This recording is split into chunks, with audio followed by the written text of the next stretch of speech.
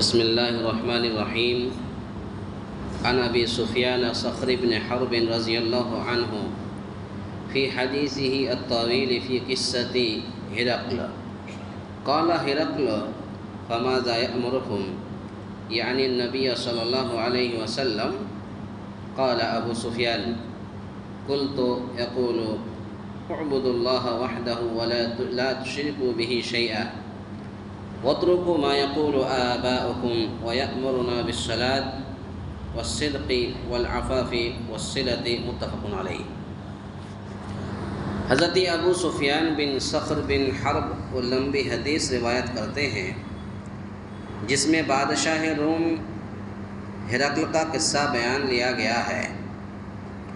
ہرقل نے ابو سفیان سے جبکہ وہ ابھی کافر تھے پوچھا کہ وہ پیغمبر یعنی نبی صلی اللہ علیہ وسلم تمہیں کس بات کا حکم دیتا ہے؟ تو ابو سفیان کہتے ہیں کہ میں نے کہا وہ کہتا ہے کہ صرف ایک اللہ کی عبادت کرو، اس کے ساتھ کسی کو شریک مت ٹھہراؤ اور ان باتوں کو چھوڑ دو جو تمہارے باپ دادے کہتے اور کرتے رہے ہیں.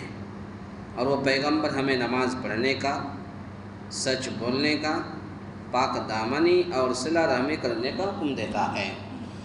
اس حدیث کو امام بخاری، امام مسلم رحمۃ اللہ علیہ نے اپنی اپنی حدیث کے اندر نقل کیا ہے.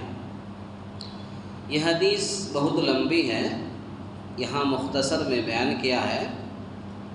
کہنے کا مطلب یہ ہے کہ ہرقل یہ روم کا بادشاہ تھا، تو ہرقل بادشاہ نے ابو سفیان کو بھیجا اور کہا کہ جاؤ، اور وہ ابو سفیان جو ابھی کافر تھے، مسلمان نہیں ہوئے تھے، تو ہرقل بادشاہ نے ابو سفیان سے کہا کہ محمد صلی اللہ علیہ وسلم تمہیں کس بات کا حکم دیتا ہے؟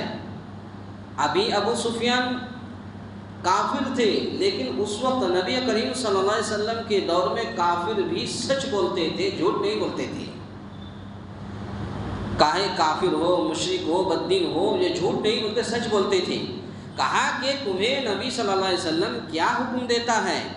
تو ابو سفیان کہتے ہیں میں نے کہا وہ کہتا ہے، یعنی نبی صلی اللہ علیہ وسلم کہتا ہے صرف ایک اللہ کی عبادت کرو اور اس کے ساتھ کسی کو شریک مت ٹھہراؤ اور ان باتوں کو چھوڑ دو جو تمہارے باپ دادے کہتے اور کرتے رہے ہیں. اور وہ پیغمبر ہمیں نماز پڑھنے کا، سچ بولنے کا، پاک دامنی کا اور صلہ رحمی کرنے کا حکم دیتا ہے. اتنی باتیں نبی صلی اللہ علیہ وسلم نے کہی. کس کو؟ ابو سفیان کو، جو ابھی کافر تھے، مسلمان نہیں ہوئے تھے. ابو سفیان نے ہرقل بادشاہ کو کہا کہ محمد صلی اللہ علیہ وسلم نے یہ کہا ہے. اس حدیث کا مطلب یہ ہے کہ اس میں ایک دشمن کی زبان سے نبی کریم صلی اللہ علیہ وسلم اور آپ کی تعلیمات کی سچائی کا اعتراف ہے کہ ابو سفیان کافر ہونے کے باوجود بھی وہ ہرقل بادشاہ کے سامنے نبی کریم صلی اللہ علیہ وسلم کی تعلیم کو اجاگر اور آپ صلی اللہ علیہ وسلم کی سچائی کو بیان کر رہا ہے کہ نبی کریم صلی اللہ علیہ وسلم نے یہ باتیں کہی ہیں کہ ایک اللہ کی عبادت کرو، اللہ کے ساتھ کسی کو شریک مت ٹھہراؤ، اور وہ پیغمبر تو نماز پڑھنے کا، سچ بولنے کا، پاک دامنی کا، صلہ رحمی کرنے کا حکم دیتا ہے. اس لیے کہ حضرت ابو سفیان رضی اللہ تعالیٰ عنہ نے یہ اعتراف اس وقت کیا تھا جب وہ مسلمان نہیں ہوئے تھے، کافر تھے. یہ حدیث صحیح بخاری میں پوری تفصیل سے بیان ہوئی ہے. اگر کوئی شخص اگر دیکھنا چاہتے ہیں صحیح بخاری کتاب بدء الوحی کے اندر یہ حدیث بہت لمبی حدیث موجود ہے، آپ وہاں دیکھ سکتے ہیں. اسی طرح سے صحیح مسلم کتاب الجہاد کے اندر یہ حدیث موجود ہے.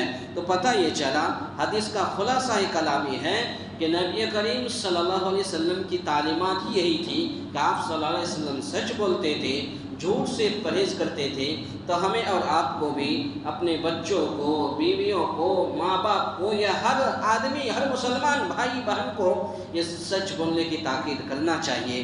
نبی کریم صلی اللہ علیہ وسلم کا یہ معمول تھا، آپ سچ بولتے تھے۔ اگر آپ سچ نہ بولتے تو ایک کافر آپ کے بارے میں اس طریقے سے، ہرقل جو روم کے بادشاہ، اس کے سامنے کہا کہ محمد صلی اللہ علیہ وسلم کو ہم نے سچ بولتے ہوئے پایا ہے، تو ہمیں اور آپ کو بھی سچ بولنا چاہیے۔